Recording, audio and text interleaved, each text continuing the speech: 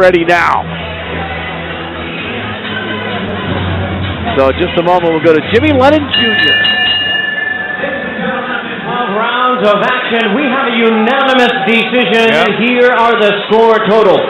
Judge at ringside, Alan Nace scores about 115 to 113. Oh, Judges Anthony Teolillo and Don Ackerman both scored about 116 to 112. All three in favor of the winner. And the new WBO Junior Champion of the World, Emmanuel Vaquero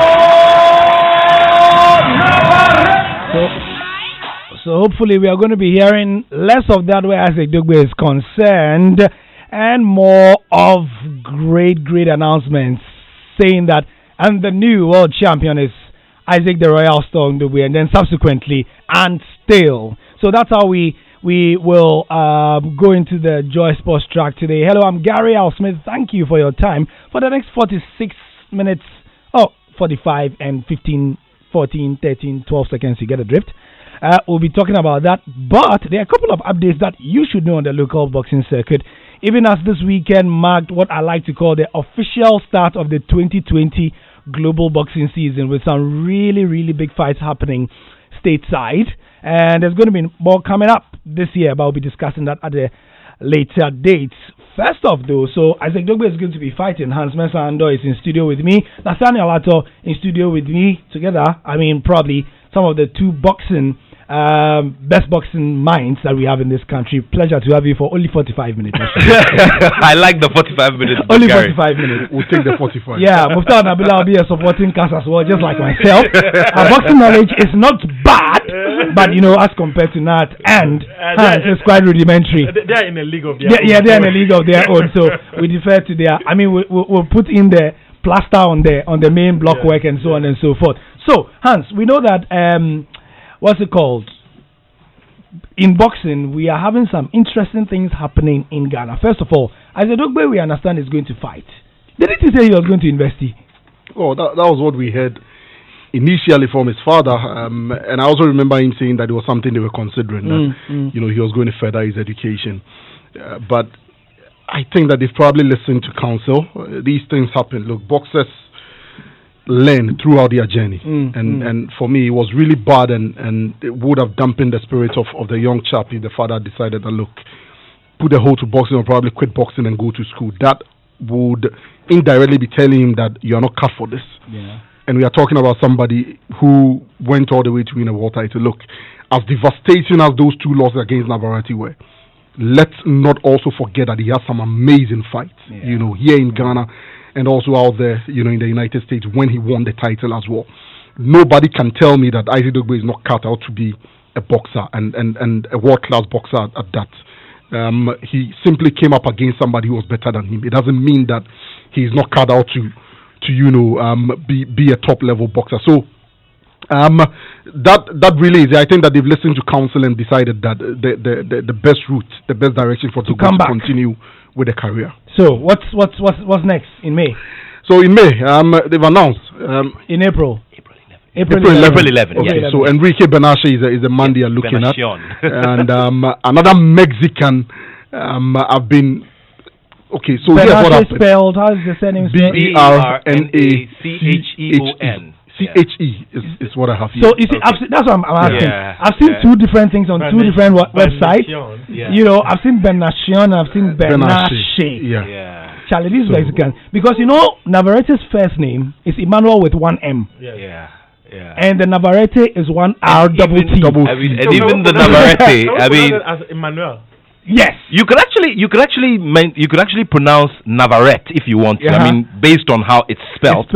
They say Navarrete. Don't worry. When we get there, we'll find out the true pronunciation. Another Mexican. When I first heard the name, I went straight to BoxRec. For those of you who know BoxRec, is where you can find. Is the Wikipedia of boxing? Exactly, Wikipedia of boxing. Went straight there and I was looking at his record and I found a familiar name, Emmanuel Navarrete. Right. So he fought Navarrete in 2015 and as expected, he lost. Via technical knockout. What are you talking about? Yes, he lost. July. That was July 2015. July 2015, and he lost. And I went to YouTube and checked out the fight. So I mean, no disrespect to him. But then again, it's Emmanuel Navarrete, and so you can't really read too much into the performance. He was dominated from start to finish. I see. And as you'd expect of Navarrete, those are the things that you have to expect in his fight. But he's a decent boxer. Dogbe's father says, Paul Dogbe says that it's going to be a tune-up fight. And so, in layman's terms, a step up. A step up, the stepping stone to bigger things. Yeah. The fight is going to be in the featherweight division, which means that officially Isaac Dogbe is moving up in weight. He's moving from super bantamweight to featherweight. His father has hinted that after this fight there will be another fight, maybe in the featherweight, and then eventually he's moving up to super featherweight. I see. And so that is where he believes that Dogbe will eventually operate from the super featherweight, because according to him, when his son puts on the weight, he's able to utilize his power a bit more. What I make of it, I mean, I think I'm going to put it in writing because, I have my own qualms about it. Lately, I've been looking at Ghanaian boxers and the weights they've been operating in. If you watch Patrick Alote versus Jaime Munguia, you begin to understand. The Mexicans come in bigger in their weight class as compared to the Ghanaians. Okay. Our boxers seem, is it undermatched or overmatched against their opponents, especially when they are Mexicans. Even our heavyweight boxers. If you look at the size, if you watch Daniel Dubois against Ebenezer Tete, for instance, Ebenezer Tete, for me, should have been operating in the cruiserweight. He can easily come down to cruiserweight and then and operate. I don't know why he's fighting as a heavyweight. You won't survive. Yeah. If you look at Deontay Wilder, if you look at Tyson Fury, if you look at Anthony Joshua, if you look at the size that is dominating the heavyweight division, it makes no sense when you can actually operate in the cruiserweight for you to exactly. Cruiserweight is Bukum Banku level. It's Bukum Banku's level. Right. We had Basti Bukum Banku was in the cruiserweight, right? Yes. And so, and if you have somebody like Ebenezer Tete operating in cruiserweight, he's going to have a size advantage over a lot of his opponents. And so, I mean, I don't know why David Haye operated in the cruiserweight until he stepped out to beat Nicola Valuev for the heavyweight title. So, but that was strategic. It was strategic, So, I think that our boxers need to be looking at the weight classes they are operating in. His father knows him better and feels that he can utilize his power a bit more if he fights in super featherweight. Nice one. I probably differ, but hey. On social media, I mean, I've seen Dogbe basically relaxing over the last few months, getting some air, clearing his head. And I've seen them in the States, in Ghana, making sure that, you can tell that the agenda is to let him cast off all the demons, wash away all the poison, the bad vibes. And probably this is the best time. But what have they been up to? Are they in Ghana, Nathaniel? Team Dogbe is in Ghana, and expect a big conversation here on our platforms. Hopefully soon. Now, when you take a close look at what they've been up to, I mean, you realize that, like you said, there's been a lot of trying to refresh the body because it is very important. Hans made a point about the body and what it tells you and what you should do. I agree with him 100% because in boxing, it is purely what the body tells you. Take a look at a few of the examples. Look at Joshua Clottey, for instance. Joshua Clottey relatively will be one of the biggest welterweights you can have in the sport at any time. In terms of size. And at a certain point in his career, he struggled to make the weight at welterweight. So then he quickly had to move to the light middleweight. So now Joshua Clottey fights at light middleweight. Okay? So I think it is a good decision for Isaac Dogbe to move up in weight. In fact, this is something that they clearly stated after the second Navarrete installment when I covered the fight. It was one of the stories that we produced online and on our other platforms. So clearly the idea is to go into featherweight. Now, let me get into Hans's head and tell you the reason why he may have a bit of disagreement. Now, when you step up to a certain weight, there are other people who are beginning from that weight, so that naturally by their physical attributes and their muscle bulk and their build, you want to say they are born that way. Exactly. Let me give you a typical example with relation to with Ghanaian relevance.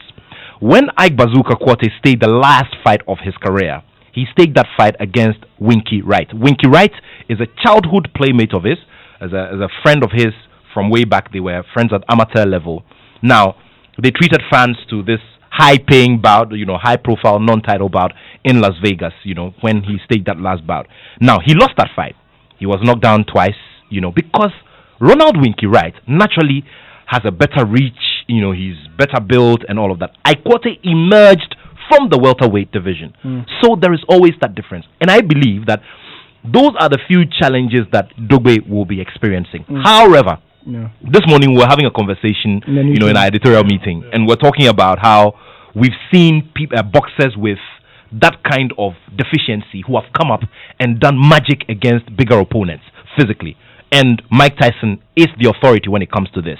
You also look at Sugar Ray Leonard, and you look at his build, and you look at the way he was able to go around people. I mean, I always talk about the trilogy of Roberto Duran Samaniego and and Sugar Ray Leonard. I mean, when you look at the two boxers, clearly Sugar Ray Leonard had a bit of of reach. He was the taller boxer and all of that. Fine. But he was very lanky. I mean, at the end of the day, when you're looking for the power punches, you expected them to come from, Roberto Duran. And of course, Roberto Duran had his bit over Sugar. Sugar came back, had it before Sugar had a second win over him. So these things are bound to happen. Right. For me, what is important is strategizing well and choosing your opponents well. I believe that choosing this journeyman in Enrique Benacion is a good decision. It helps you to gauge your state of form at this time, or gauge your form at this particular time, because you see, after that bout, it's been some months now. So you need to gauge your form and see how well you're doing, and then based on that, we can strategize and go forward and know which big name opponent you can come up against. Nice one. So that's it on Isaac Dogbewe. We'll be covering more as the fight comes closer to us. It's in April. And we wish him all the best as he begins the tuning and getting ready and all that. Muftar Nabila is also with us in studio. Muftar, what's up? There are still a couple of other Ghanaians. Quick one. A couple of other Ghanaians who have also announced fights. Emmanuel Tegu has also announced that on the 12th of March in Miami, he's also fighting against Rui Perez. Okay. He's also looking to win a world title. Yeah. Our own man, Richard Oblitekome, has also made signal that I had a conversation with him at the weekend. Yes, exactly. An announcement is coming up, and that he's looking to become a two-time. Nice one. So in the next couple of months, we are going to see. Oh man, I love the sound of that. In your intro, you mentioned the weekend basically set the tone for the 2020 boxing year. So probably most of our boxers will just return to the ring and bring the smiles they brought to us. 2018, 17, yeah. So hopefully we'll get something like that. Right. So, Mr. We know that Ghana is getting to qualify for the Olympics, especially in the boxing as well. Yeah. And our team is currently in Senegal. Yeah. A bit on that. I'll let Hans go into the details. But what do you know of that, if anything at all? Well, most of our boxers, especially our known boxers, the boxers who have always represented the country when it comes to the Olympic qualifiers. Since they arrived in Senegal, most of them. You have to speak into the microphone a bit. Since they arrived in Senegal, most of them have been competing and they've been winning for the country. I see. Names like Suleiman Tete, who is the captain of the team. He defeated of the national boxing team, the Black national Bombers. boxing team, the Black Bombers. He defeated Mustafa Mohammed of Egypt, and he won his fight. And then there's also the men's middleweight, which was in the 69 to 75 category. And then there were Quote Akwesi Abubakar, who also won against his Somalian opponent, Mohamed Ahmed. And then in the men's lightweight, which is the 57 to 63 kilograms weight, the man who won the bronze medal for us in 2014, Wahid, he also won his fight against Shigali Joseph of Kenya. And then just the gone by weekend, there were also fights from David Bauer. He lost his fight, unfortunately, to Barry Sori of Guinea. And then in the men's super heavyweight, which is the 81 kilogram category, Kluche Anani, he won his fight against his Tanzanian opponent, Swanga. So that's by way of update. What does it mean in the final reckoning? Yes, what it means is that most of these boxers have qualified to the quarterfinal of the competition. So the quarterfinal starts today. So most of these boxers, should they win their fights, basically seeking to book tickets to qualify for Tokyo 2020. So basically that's what their wins mean. So they're in the quarterfinal stage of the competition. They just need to win, make it to a final, and they could be booking tickets to Tokyo. Nathaniel, summary. Yeah, and just adding to what he said, I just got off the phone with the coach, the head coach, Ofori Asare. Now he says that 3 of the boxers have fallen off. So now we have 5 of them who are in contention within the quarterfinal series, and there's good vibe within the camp. So at least we should be able to make some headway. We'll be playing some sound bites in our subsequent bulletins from the camp, directly from the camp. Yes, sure. So by way of introduction, Hans, you want to say something on Musa? So today, we took 2 women to the Senegal qualifiers exactly, and they will be in action today. US-based Onella Southwood will take on Doreen Asali of Uganda. That's in the women's middleweight. And there's also a young lady, Faruza Osman, who will be battling Elizabeth Akinyi of Kenya in the women's welterweight. Also in action in the men's welterweight prelims is 2018 Commonwealth Games bronze medalist Jesse Latte, who comes up against Chemseddine Kramo of Algeria, as well as Samotichi, who is up against Yamkani Intambu of Malawi in the men's featherweight. All right, so all these details are. Well, we just want to know what the results and what they mean. Looking good. I mean, Wahid is in the quarterfinal. A couple of others also in the quarterfinal. They need to at least make the final and qualify for the Olympic Games. Look, one of our biggest medal prospect in terms of the sporting disciplines has to be boxing. Obviously, the talent is there, but over the years, I think that we haven't paid proper attention to our amateur program. And the gains we are not making at the amateur level is reflecting when these boxers turn professional. Ikote made a point that look at the top boxers in the legends of the sport. They are all, seasoned amateur boxers. They are all seasoned Olympians. And that's what I like. And that if you cannot rise to the top of your country, at the amateur level, forget about being a professional boxer. How many of our professional boxers today can claim to have dominated the locals in at the amateur level? They turn professionals too quickly. It pays to be properly to understand. It pays to be a local champion. Absolutely. Now let me tell you, go and check Vasily Lomachenko's amateur record. He's a 2-time Olympic medalist. Okay, go and check this guy who unified the cruiserweight division, who's moved up to heavyweight. They are there. Oscar De La Hoya, our own Azuma Nelson. You have to be a proper amateur, boxer to become anything of note at a professional. You have to beat your area boys first. If you don't do that, have to beat you, and they have to beat you. If you don't do that, you don't have a future as a professional. And we are witnessing that today. But the unfortunate thing about most Ghanaian boxers is that the very moment they fight 1, 2, 3, 4, 5, they are very hungry to go to the world level to fight. And this conversation, some of these issues. I remember I had a conversation with a very young boxer. I don't want to put out his name. Yeah. I was privy to have known him for a while, and when I heard he was going to Germany to fight, I asked him why he was going to Germany to fight, and he said, and I quote, "Man must survive." This conversation, Nat and I have had, we've talked about this so many times. He makes a point that I agree. Look, Gary, times are hard. It's a tough terrain. You know Ghana. It's very, very difficult. Look, the ideal situation is that these boys must remain in the amateur ranks for a very long time, and bake properly, before they are taken out of the We're talking examples. And then thrust into the professional. So Wahid Umar, for instance, whom you just mentioned, who is about our most experienced boxer in Senegal now.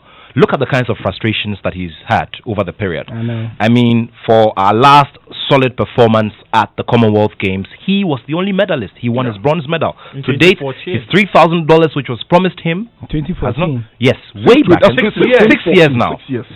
And the guy just goes out there, and that is what I admire so much about him. He still goes out there and just gives his all. So a boxer like Wahid Umar, if Wahid Umar decides to go professional today, nobody blames him because he's thinking, I'm pushing so hard. First of all, the support is not coming at that level, and to add to it, people promise our government promises us money, and we go there, we perform, and nobody. And even at the professional ranks, Gary, previously, you had local promoters who really wanted to see the boxers get to the top, win titles, and hold on to those titles. I was looking at our record. Look, when Ikote was stripped of the WBA welterweight title, that was in '99 or somewhere around '97. it took us about 11 years to win another world title. 13. Okay. 13. 13 to be precise. 13 Wow. It took us 13 years before Joseph Agbeko came to win his title. Yeah. When Agbeko won it in 2007, Joshua Clottey won in 2008. It took us what? Until Isaac Dogbe. Yeah. That's how many years? Crazy tennis. That You know. was about 10, 11. So yes, we don't win titles every other year. But previously, in the 70s and 80s, when a Ghanaian boxer won a title, they held on to it. Azuma held it for 10 years. Ikote for how long? Nane Akunedu won it, lost it, went back to win it, and held it for about 3 years before losing it. Now our boxers win the title, Defend one. they've lost it. But there are factors. Of course, and those are the factors I'm about to get into. All right. So, if you would allow me. Yeah. So, one of the interesting things about anchoring the show is managing the transitions. And I was thinking of how to manage this transition from. I had divided the show into 3 parts. You know, where we're going to give the updates about the Olympic Games and Isaac Dugbe, what he's doing, and then come to the main meat of the matter. And Hans has managed the transition very well. He has managed the transition perfectly. So just by way of introduction, officially, this is the main thing that we were going to discuss. Main event. This is the main event. Everything else was the undercard. So we wanted to look at why our boxers, in the last 3 years, in the Peter Zweni's years, and I have to give credit to the GBA president, it's in his time that we've seen a sudden explosion of world title fights. boxers, and fights coming our way as Ghanaians. But then, now we have to move to the next level. We are winning the title, but we are not keeping them. Absolutely. Yeah. And you wanted to talk about the factors. Yeah, let's not get into the factors. When it comes to the factors, Nat and I don't seem to have. Okay, I'll tell you. Where the meat of the show was. All right. Let me just. So round 1. Ladies and gentlemen, the transitions manager at Joy Sports, Hans Mensado. Let me play the bell then. Yeah, great. Look. Let's talk about the financial considerations, and let me use the case study of Joshua Clottey. Yeah. Now, Joshua Clottey won his title in 2008. Won the IBF welterweight title. Everybody was excited because he had defeated Zab Judah. The title was vacant at that time, and you know it was a lot of relief coming from the fact that Agbeko had broken the jinx, and then he was continuing. He looked very good because he had gained a lot of experience from the amateur level through to the professional level. Now, Joshua Clottey found himself in a very tough situation in the sense that he had a manager in Vinny Scorpino who was always looking forward to pleasing the promoters. So at that time, if you'd remember, Joshua Clottey had a deal with Top Rank.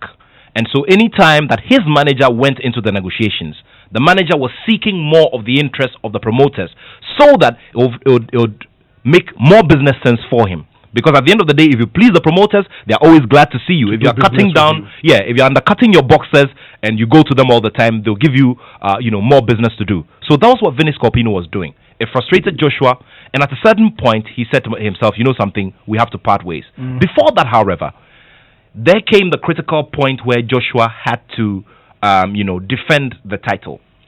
Then, at that time, it was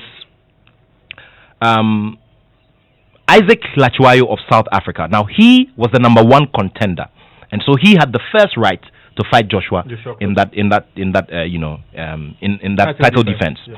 Now, there was Joshua who also had the opportunity to fight against Miguel Cotto, who was a way bigger name. Yeah. Now, so you had to choose between going to Madison Square Garden, fighting against the highly rated and legendary Miguel Cotto. Make more money. And make way much more money. Absolutely. Against going to South Africa to face Isaac Latchwayo. And what did he opt for? He said, well, you know something? It's been a tough run. It's been a long run. I might as well start making the big bucks. And, because, the other thing that we all also need to remember is that fighting on that big stage with big television in front of a big audience and big coverage gives you bigger marketability, no matter how much, no matter how big your name is. Because let's not kid ourselves. We come from West Africa, and Joshua is a Ghanaian from Africa. That is the truth. Yeah. You understand me? So you don't go kidding yourself that you're a bigger name than a Miguel Cotto. So you need to keep marketing yourself. You need to keep pushing your name out there. You need to keep performing so that every other time your name and your craft is in the faces of the names and faces who move and shake the sport. So he had to make that consideration. Now, away from the finances as well, there are those of choosing opponents and disagreements within the camps. Let me use Isaac Dugbe as a case study. So at the time when Isaac Dugbe fought Emmanuel Navarrete, he could have easily opted to fight others because... Part 1 or Part 2 or the series? No, the first one. Well, the first one. The first one. Okay. Because at that time he had fought Hidenori Otake. He was successful. So he could manage another... I think in terms of the mandatories, he had about 3 options. Okay. So he could easily choose between 2 and 15. You understand me? So he had that option.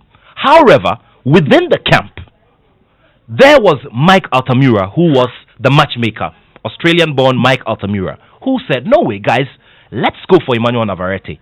If we want to be the best, we have to fight the best. One side of the camp didn't really disagree, but hey, I mean, Mike Altamura has big, contacts within the world of boxing and all of that. And at that time, they also believed that, look, we are the best. We want to prove a point to the world, even though we are the champions. So let's go in and let's go get Emmanuel Navarrete. Now, one thing that many people may not bring their minds to is that in the sport of boxing, the champions navigate. Name them, and I will give you examples. Let's remember that some months ago, Joshua Clottey sat here in the studio in front of me and said to me that almighty Canelo Alvarez chickened out of a fight against him. And guess what? It is true. Many of us may not bring our minds to this, but when Ikwate was preparing to fight against the almighty Oscar de la Hoya at that time, Oscar de la Hoya had to buy a bit of time, use different strategies to buy time. And eventually, all of that has made sense because Oscar de la Hoya himself has admitted openly that this is the man, Ike Bazooka Kwate, is the man who ended my career. Yeah. You understand me? So in the world of boxing, champions also navigate their course so they could stay relevant for a while and hold on to their titles for a while. So in as much as we may profess to that line that yes, to be the best you must fight the best, sometimes you need to navigate around a bit, enjoy the golden roses, smile to the bank a couple of times, and then you can start looking at the tough tests.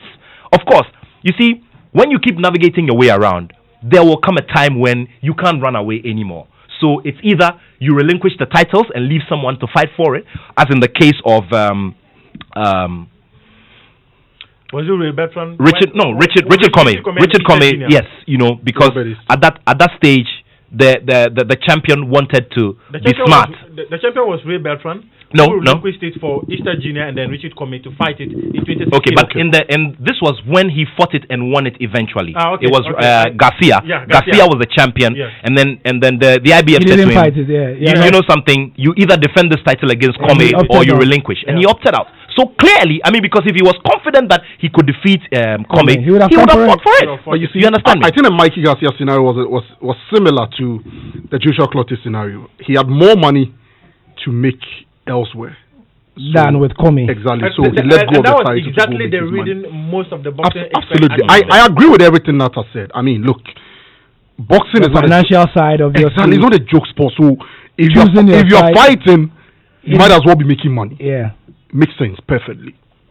But I think that if I have to answer specifically the question you're asking, why don't we hold on to titles when we win them? Because now it seems that we have become streetwise after a long period. Fantastic. We know how to get there. You see, staying at the top is the problem. Exactly. We are not even getting to the point that Nat has been describing. We are not getting to the point where we win the title and then be smart and make money with the title. Because look, if you're not holding the title, you're making coins. Yeah. In the grand scheme of affairs, comparatively, you're not making any money. And so you might as well grind hard, get a title, hold on to it, make good money, and then if you are going to relinquish it, you do that, or if you are going to lose it, you lose it. What is happening now is this. You see a Ghanaian boxer, check his record and no, you are there and you see a publication. Ghanaian boxer so and so to fight for the world title against so and so. You get on BoxRec, check his record, he's 21-0. And then you begin to dig further. Who has he fought? Where has he fought? Then the picture begins to become clearer. I mean, you want to check his depth, and you see that it's check the records, and no disrespect, all his fights have been in Ghana. which is not even the problem, okay? But against who? Against Coley Collison, who hasn't won a fight in like when? Called Arthur record. You know, after the people have sat on this platform and alluded to fights happening behind people's bathhouses and counting on records. Oh, Charlie, but and no, I mean, let's lay it down. And I'll compare it to when we're winning titles and winning it. The reality is that we are cutting corners today just to get a world title shot. We are, as they say in football now, we are start padding. You understand? They pad up the stats, get themselves onto the ranking, sometimes 13th, 15th, 8th, thereabouts. The champion picks them up for a voluntary title defense. They go, they lose, take their money. The worst of them was Maxwell Ewuku. And I can come up with all the names over the last 3 years. But the Ewuku matter, they are paying you. Because you always mention it. No, because Awuku, even before he got the WBC opportunity, 2 years earlier, look, 2 years earlier, the only reason why Maxwell Awuku couldn't fight for a world title here in Ghana was because of the money, because the champion was demanding $250,000 to come and fight him here. Otherwise, Awuku would have fought earlier, because he has a good record for crying out loud.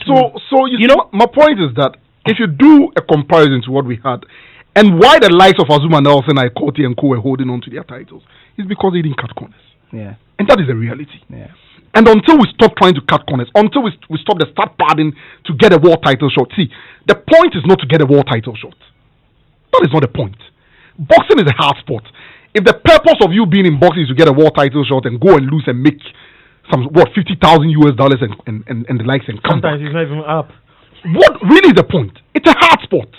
So go all out. Get a title, hold on to it. That you see, the title is your golden goose. Yeah, it's what is going to make you the money. Yeah. So why not, prepare properly, go and win the title, and use the title to make the money that you need. As they say, belt.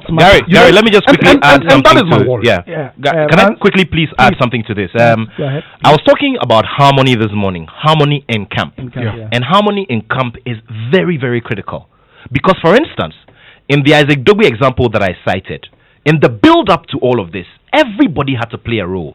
So his father picks up the phone, makes phone calls, and reaches to people in California, old friends that he has.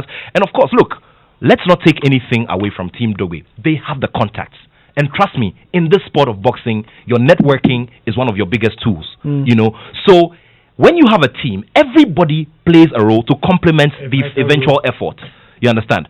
So if at any point we have disagreements, especially when it comes to money, when it comes to the selection of the final opponent and all of that, then things start to break off.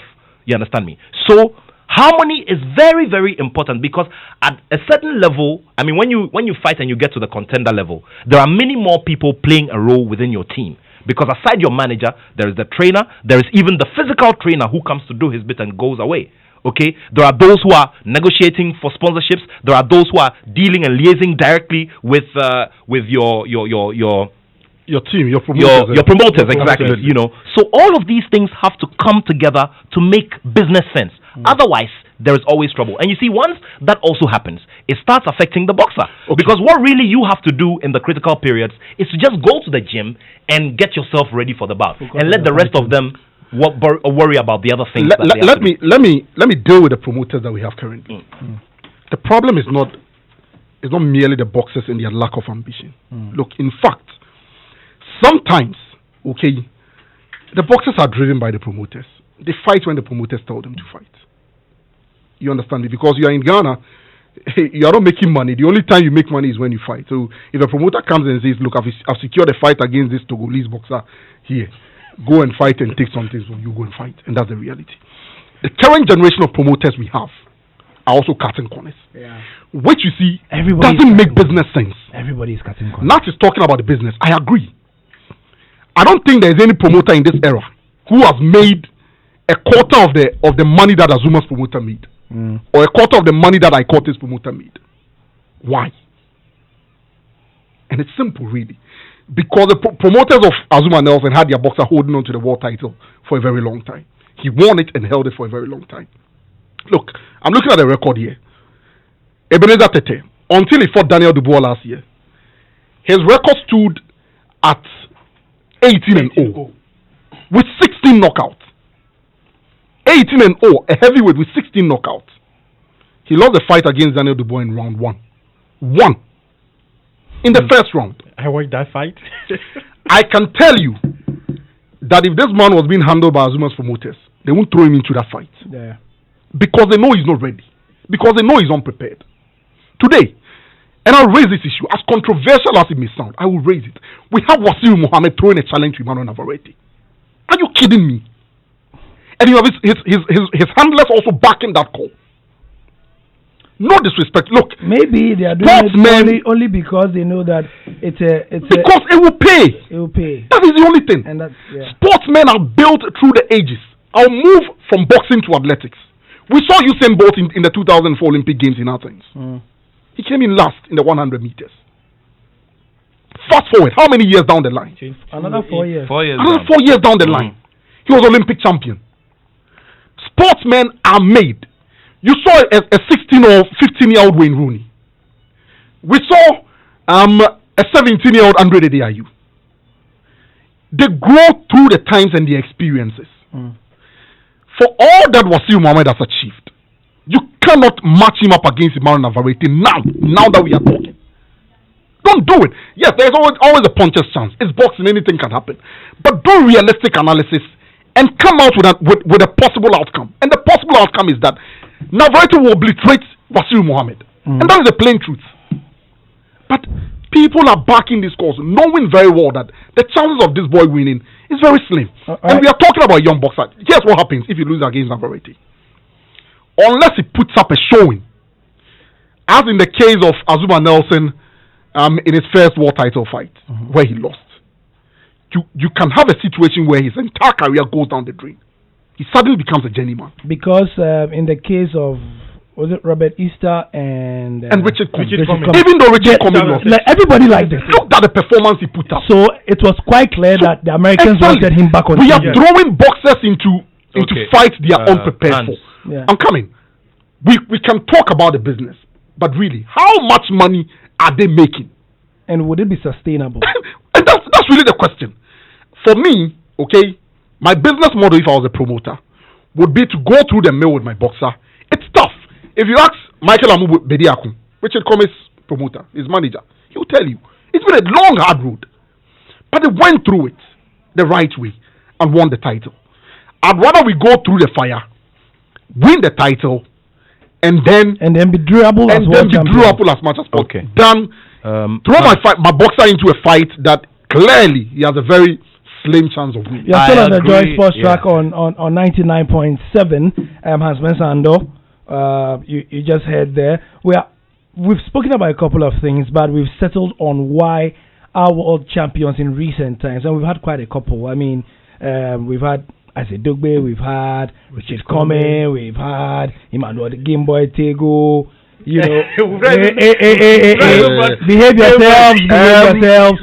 World champion. He's a world champion. Which one? Gimboy. What title? IBO. So behave yourself. Hold on. No. I know when. Gary, I should not have done this. Listen. IBO is a world champion. It is a recognized world and I title. knew this will happen. If you hold on. Oh, man. I shouldn't have done this. All right, now let me. I've had this argument in the studio. Nat, your microphone is off. Please hold on. I put the microphone off. I would have loved not to make that point. No. Regular listeners of this show and our other shows are witnesses to the number of times we have had blows over this particular topic, so we know very well. In fact, it has become so common that we had a whole article on it. Hans, and you wrote this article. Yeah, I did. On why the IBO it is looked down. Okay, now your mic is on. Listen, so how many world titles do we have in our world champions do we have in our history? Tell me. Is it 8 or 9? No. Just 10? ask him. How many? I'm not putting a number to it. No. What I can tell you for a fact. Tell me how many world do you have? Emmanuel Tego is not one of Ghana's world champions. No, I disagree with you. Well, listen, I disagree with you. Tell me why. If you recognize Vladimir Klitschko for holding 4 major world titles, and they said then you don't have any business telling me that Emmanuel Tego is not a world champion. Listen, I'm asking you a simple question. Tell me how many world champions we have in our boxing. Let me answer the question before we go ahead, because it is very important. I'm interested in the Klitschko bit, if you will. Anthony Joshua holds the IBO title. where do you hear anybody mention Anthony Joshua as the IBO world champion? They do. In fact, you're referring to him. Okay, guys. So I've turned on the microphones because it's Hans. I've turned off the microphones because Hans is speaking, Nathaniel is speaking as well. So let me just articulate their points across without letting them do it. Hans believes the IBO championship is a second-rate world championship belt. But for me, it is a belt. A belt is a belt is a belt. Nathaniel believes that belt is a legitimate belt. And if you Google it, you are going to see it. There are two distinct schools of thought. One following the Hans side, one following the Nathaniel side. It is not on the Joy Sports track that people are going to agree. Because people around the world do not even agree. So because I have only 6 minutes remaining, I am going to use my powers as the host of the show to say that, please, let us allow this one to lie down and let me make my point that I was making. I was saying that this is Joy 99.7 FM. This is the Joy Sports track. And we are having a monthly boxing discussion. You Hans have referred to the fact that Ghana has 10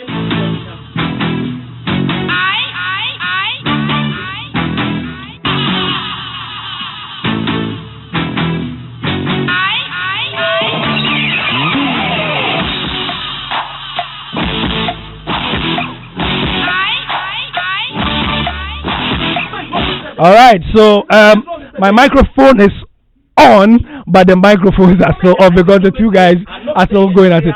So Hans, we have 5 minutes. Nathaniel, we have 5 minutes. Nathaniel is going to host a show on television. Thank goodness.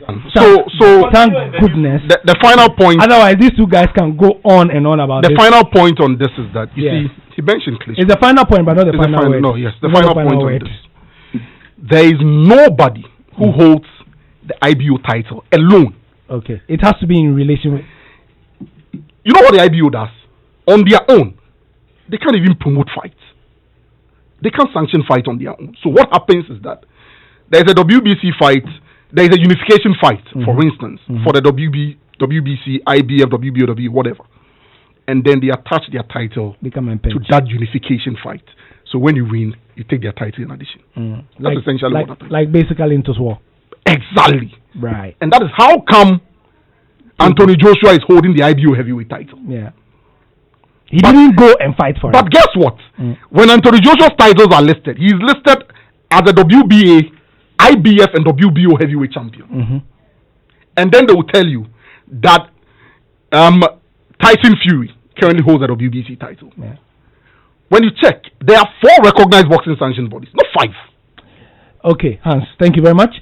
Because you see, this thing you've just said, we can have a very, very lengthy discussion on it because they are, like I said, there are 2 distinct schools of thought. People feel that the IBO should be part and so on and so forth. Anyway, so in the next 4 minutes, Muftau.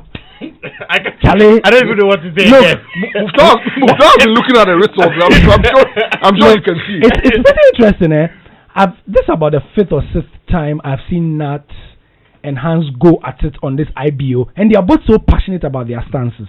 And it's actually very interesting to hear that the IBO cannot even organize on its own bouts on their own. International Boxing Organization of all institutions not being recognized globally is one huge thing that. If you look at even how they were formed, that is where the problem even starts.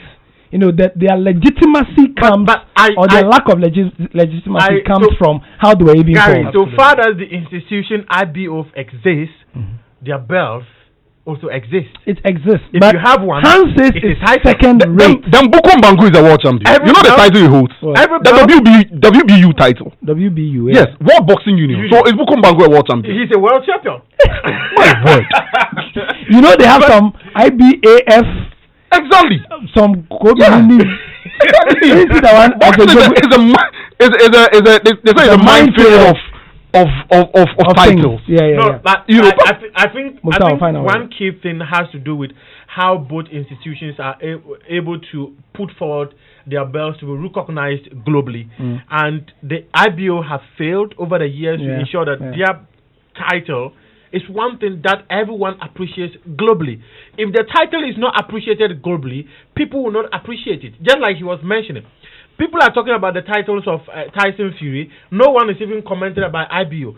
People are talking about the titles of Anthony Joshua. No one even mentioned it as part of the 4 titles that he holds. Yeah, sure. So the IBO just needs to wake up from their slumber.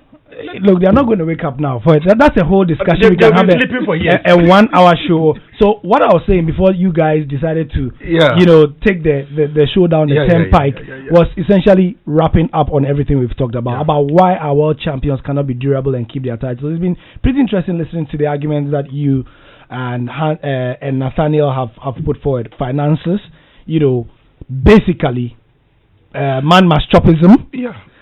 Basically, we are being dishonest. Yeah, and the big point you raise about cutting corners, aka dishonesty. Not dishonesty to anybody, but dishonesty to ourselves. Absolutely. Lying to ourselves and not doing the right things and that. So probably now that we seem to know exactly how to get to the world championship stage, because in the last 3 years we've been producing a couple of world champions, we've always so that we don't have that vacuum. We've produced back to back. Yes, well, but you see, when we started the discussion at 135, we predicated it on the fact that there was a 13-year period at one point where we had world champions, and then there was an 11-year period. We don't want to go back there again. Now, in this year, we are going to have about 2 or 3 shots, that may lead to a world title fight by the end of the year. When that happens, we want our boxers to be able to hold on to that. And thanks, guys, for giving us a great show. It's been interesting coming your way with the Joy Sports track.